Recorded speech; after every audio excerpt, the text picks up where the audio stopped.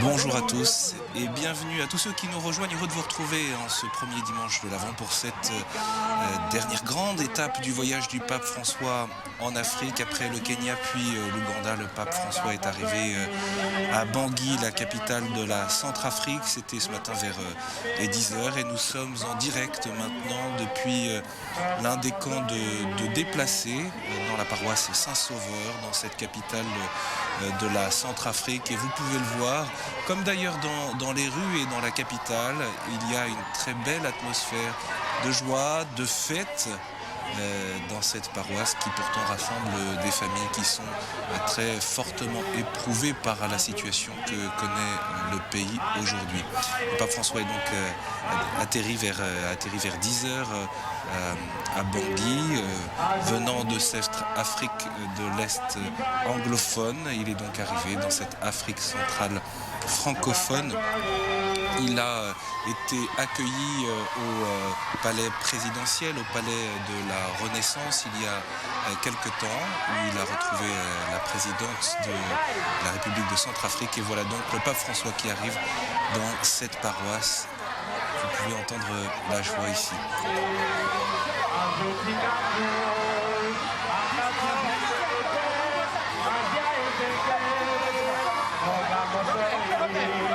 La rencontre avec la présidente de transition de Centrafrique, Catherine Samba-Panza,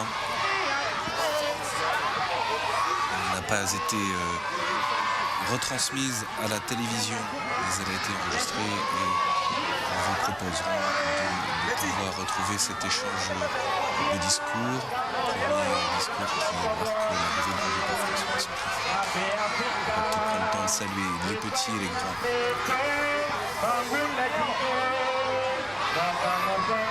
On sait que ce programme du pape François en Centrafrique a été questionné du fait des regains de violence depuis 2 mois dans la capitale et dans l'ensemble du pays. Et la présidente de transition évoquait cette situation. Cette présence du pape François, la vôtre, c'est une victoire de la foi sur la peur, sur l'incrédulité, une victoire de la compassion et de la solidarité de l'Église universelle. Et la présidente, dans son discours de bienvenue, a beaucoup insisté sur la nécessité d'accueillir et de recevoir le pardon. Nous avons absolument besoin de pardon à l'occasion de votre visite, simplement parce que les dernières évolutions de la crise dans notre pays sont apparues comme des abominations commises au nom de la religion par des gens qui se disent des croyants. Or, comment être croyant et détruire des lieux de culte, tuer son prochain, violer, détruire des biens d'autrui et procéder à des violences de toutes sortes? Nous avons absolument besoin de ce pardon parce que nos cœurs sont endurcis par les forces du mal. L'amour sincère du prochain nous a quittés et nous sommes désormais ancrés dans l'intolérance, la perte des valeurs et le désordre qui en résulte. C'est ce que soulignait la présidente de transition de Centrafrique au pape François. En tant que messager de la paix, vous avez choisi de venir consoler un peuple meurtri afin de le restaurer et de le réconcilier avec la grâce que Dieu lui a faite par son sol, son sous-sol, cette grande richesse. Vos messages sont attendus pour nous libérer de la peur de l'autre.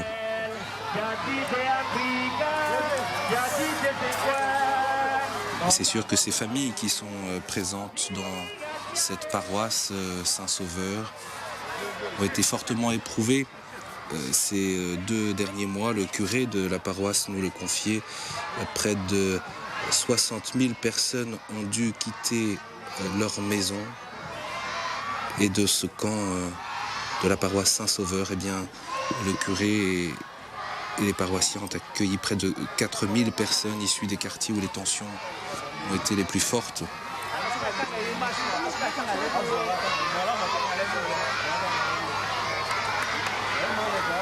Les personnes qui sont présentes ici, ces familles, ces enfants, ont souvent tout perdu, leur maison ont été pillés, brûlés, certains membres de leur famille ont été assassinés.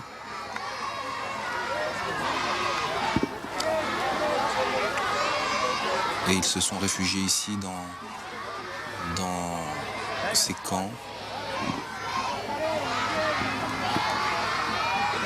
Se trouvant souvent démunis de tout.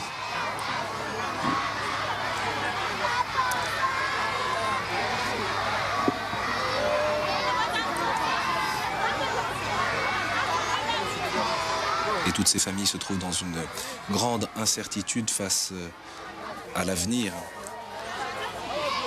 Et beaucoup nous le confiaient, nos journalistes qui étaient sur place.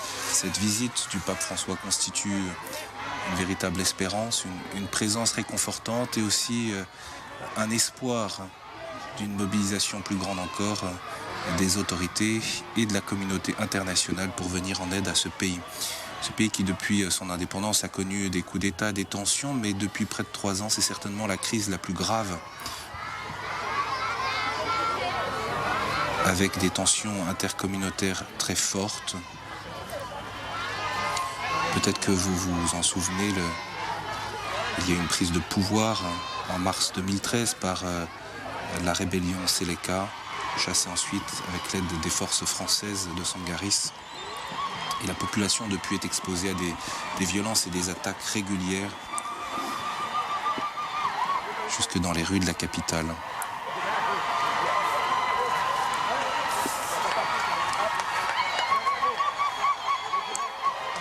Et malgré ces conditions extrêmement difficiles, eh bien la population depuis ce matin à Bangui a voulu témoigner de sa joie d'accueillir le Saint-Père. Autant dans ce camp de la paroisse Saint-Sauveur que le long des routes, les familles, les habitants des quartiers accrochant des banderoles parfois faites à la main pour saluer la bienvenue au pape, agitant des pancartes.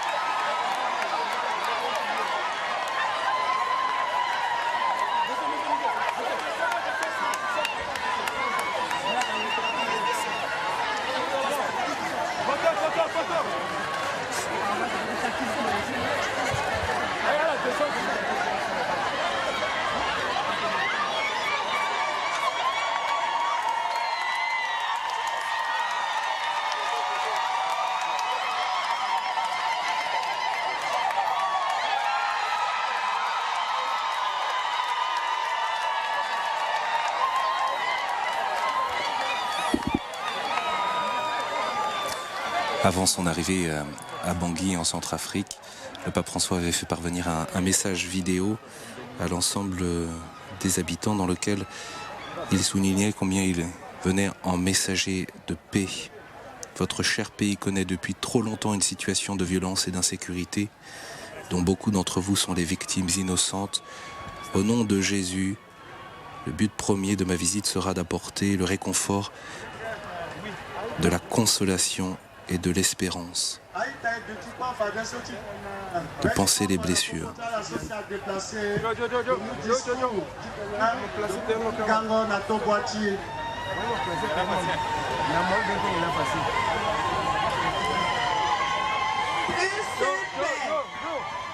Au nom des déplacés internes en général et des déplacés de la paroisse Saint-Sauveur et du Saint-Frère Saint-Jean 23 particulier, je vous souhaite la bienvenue parmi nous. Nous sommes heureux et très honorés par votre visite. En dépit de vos multiples engagements, vous êtes rendus disponibles pour venir partager notre joie et notre paix, notre angoisse et notre expérience.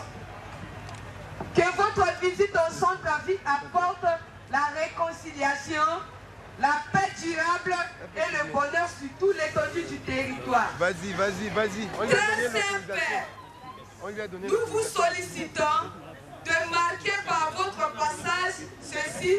Nous vous remettons une doléance exceptionnelle pour cette paroisse qui nous a accueillis. Merci infiniment, Singila Mingi.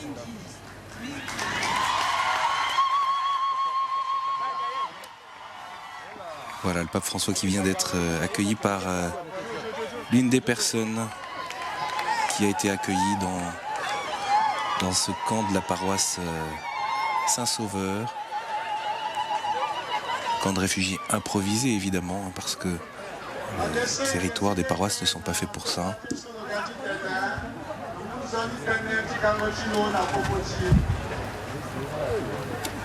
Mais les paroisses, les monastères ont été un lieu de refuge pour des dizaines de milliers de personnes. Je vous salue vous tous.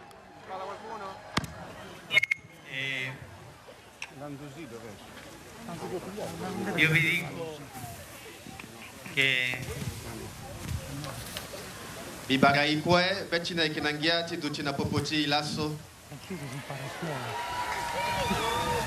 io vi dico che ho letto questo che i bambini avevano scritto. Il faut que je vous dise que j'ai lu tous les messages que les enfants ont écrits. Pace, Paix, pardon, unità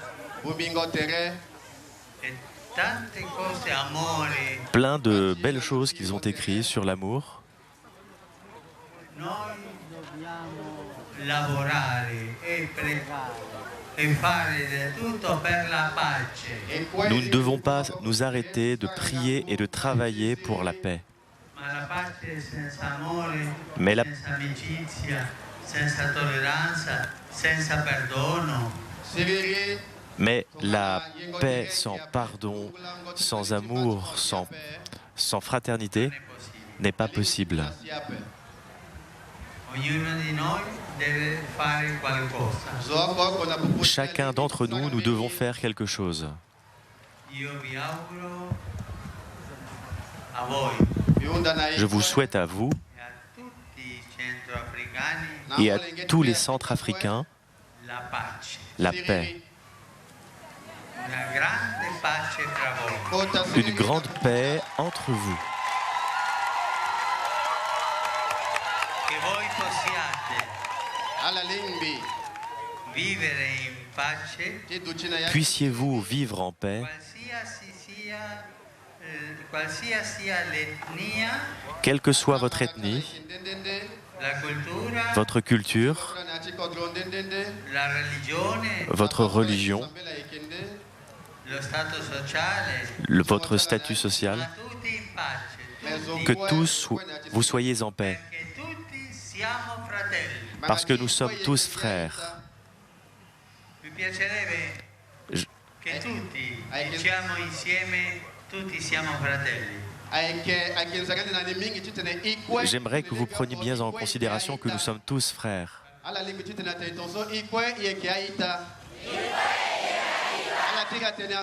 Et dites-le, nous sommes tous des frères. Encore. E per questo, perché tutti siamo fratelli, vogliamo la pace.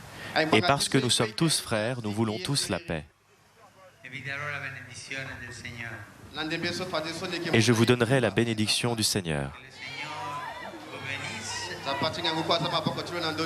les pères, les fils, les saints. E pregate per me. Et priez pour moi. Pregate per me.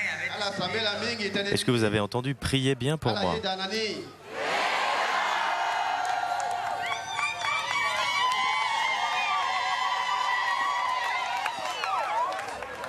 Voilà les quelques mots du pape François à ces familles de déplacés qui sont accueillis dans cette paroisse Saint-Sauveur. Il y a à peu près 4000 personnes présentes accueillies dans cette paroisse depuis les événements, les dernières tensions du mois de septembre. Il y a donc cet appel à la fois au pardon, ces mots très forts, la paix sans pardon, sans amour n'est pas possible. Le pape François qui rappelle que cette paix, doit être vécue quelle que soit l'ethnie, la culture, la religion, les conditions sociales.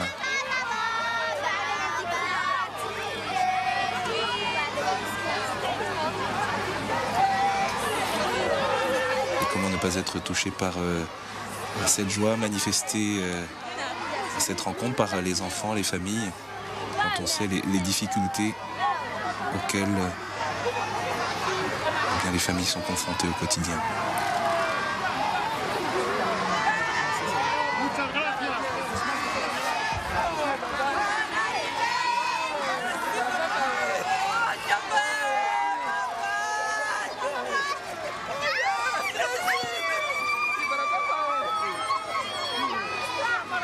La joie de tous ceux qui sont présents.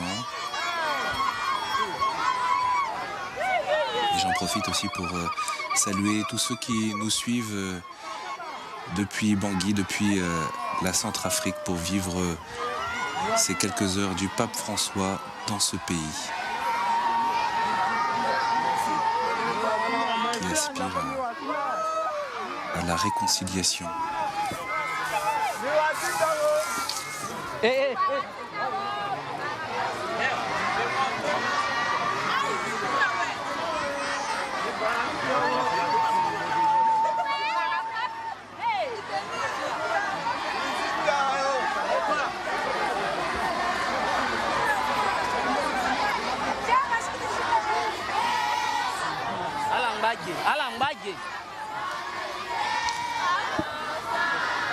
La présidente de transition pour la Centrafrique, Catherine Samba-Panza, l'évoquait dans son discours de bienvenue au pape François. La République centrafricaine a été fondée par un homme d'église, je cite ses propres mots, Barthélemy Boganda, dont la vision en tant que serviteur de Dieu et homme d'État était de placer l'homme et la femme créés à l'image de Dieu au cœur du développement du pays.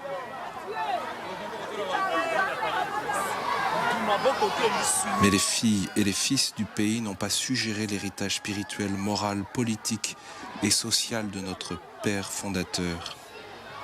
Il s'en est suivi une histoire tumultueuse caractérisée par des crises à répétition.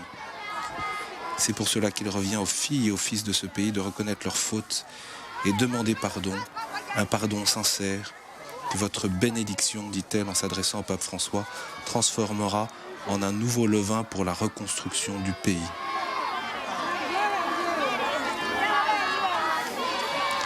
Au nom de toute la classe dirigeante de ce pays, mais aussi au nom de tous ceux qui ont contribué de quelque manière que ce soit à sa descente aux enfers, je confesse tout le mal qui a été fait ici au cours de l'histoire et demande pardon du fond de mon cœur. C'est ce qu'exprimait cette présidente, cette chef de l'État de la transition, Catherine Samba-Panza, qui a donc été élue pour conduire le pays de la guerre civile, un retour à la paix, avec un objectif d'élection qui doit se dérouler après Noël. Et on peut voir que la situation dans le pays demeure extrêmement complexe et il y a très probablement un lien avec la dégradation de la situation. Et ceux qui ont voulu attiser la haine avant ces fameuses élections. Le pape François, dans son discours, devant les autorités politiques et le corps diplomatique, a rappelé la devise de la République centrafricaine, unité, dignité et travail. Tout doit être fait pour sauvegarder le statut de la dignité de la personne humaine.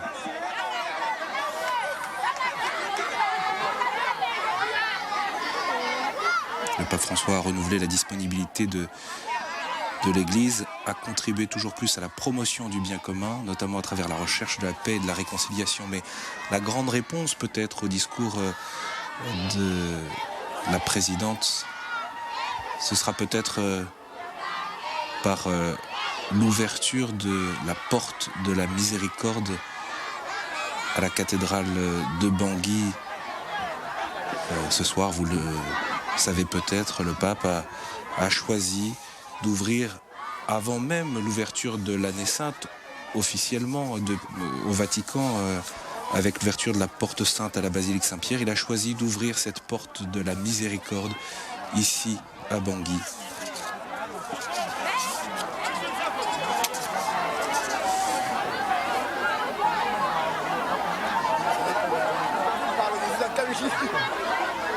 Pour manifester la proximité dans la prière de toute l'Église vers cette nation si affligée et tourmentée, et exhorter tous les Centrafricains à être toujours plus des témoins de miséricorde et de réconciliation. On peut voir en tout cas que cette détermination du pape François à venir ici dans ce pays suscite un grand enthousiasme, mais aussi une profonde espérance.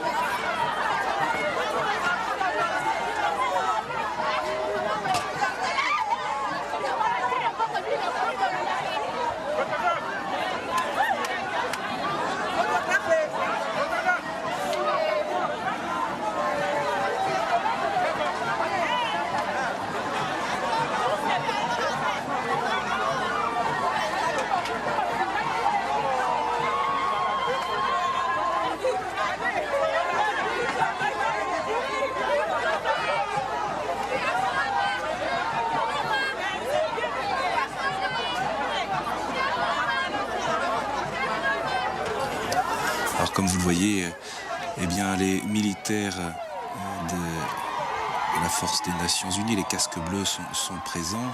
Il y a de très fortes mesures de sécurité qui ont été prises ici, à la fois par les forces de police nationale, mais également ces militaires de la MINUSCA, appuyés par les forces françaises de Sangaris. Mais cela n'empêche pas la rencontre très simple du pape François avec tous ceux qui sont réunis.